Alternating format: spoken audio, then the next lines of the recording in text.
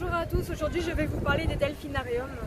C'est un endroit où les animaux tels que les dauphins, les orques et autres cétacés sont enfermés dans le but de divertir le public. Les delphinariums de l'Union européenne présentent leurs cétacés à un public payant. Les animaux exécutent toutes sortes de tours et d'acrobaties, souvent accompagnés d'une forte musique.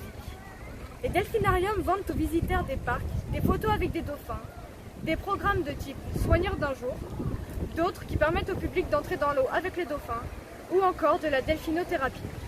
Environ 2000 cétacés seraient captifs, plus de 1500 dauphins, 136 belugas et 55 orques seraient enfermés dans les delphinariums du monde. Dans les 15 pays de l'Union européenne, il y a 34 delphinariums.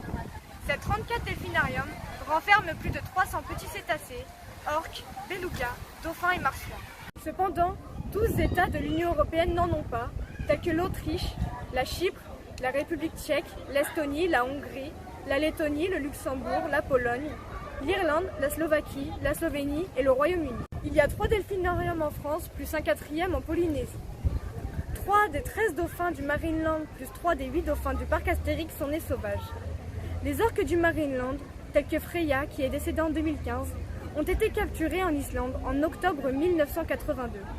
Les parcs à thème veulent en mettre plein les yeux à un public bombardé de publicités attirantes au détriment des cétacés. L'industrie de la captivité surfe sur l'amour et la sympathie que nous portons aux animaux. Le fameux sourire du dauphin est souvent mis en avant, mais il s'agit d'un simple rictus morphologique, c'est la forme du rostre. En dehors des spectacles, les cétacés sont parqués dans des espaces encore plus restreints. Encore une fois, ils ne peuvent que se laisser flotter ou tourner en rond. Certains animaux sont atteints de stéréotypes.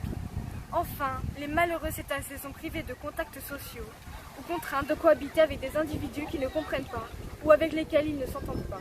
En captivité, l'état de santé des cétacés se dégrade. Beaucoup d'orques développent des problèmes dentaires graves, aggravés par le stress et l'ennui, ce qui peut par la suite affecter le système immunitaire et cardiovasculaire de l'animal. Les cétacés captifs sont aussi sujets à des maladies pulmonaires, des ulcères et des problèmes dermatologiques liés à leur confinement dans les bassins et au traitement de l'eau. Pourquoi l'eau? Car l'eau d'un bassin, qu'elle soit salée artificiellement ou qu'elle vienne de la mer, est saturée de chlore qui agresse la peau, les poumons et les yeux des cétacés.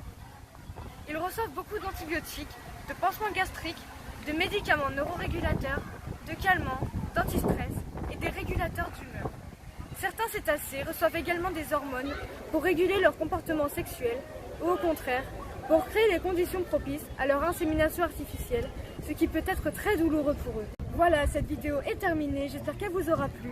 Alors n'hésitez pas à laisser un pouce bleu, un commentaire et à vous abonner si ça n'est pas encore fait.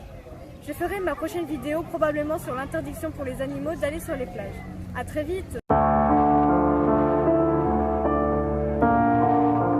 Et n'oubliez pas, boycottez avec nous les delphinariums et les autres formes de maltraitance animale.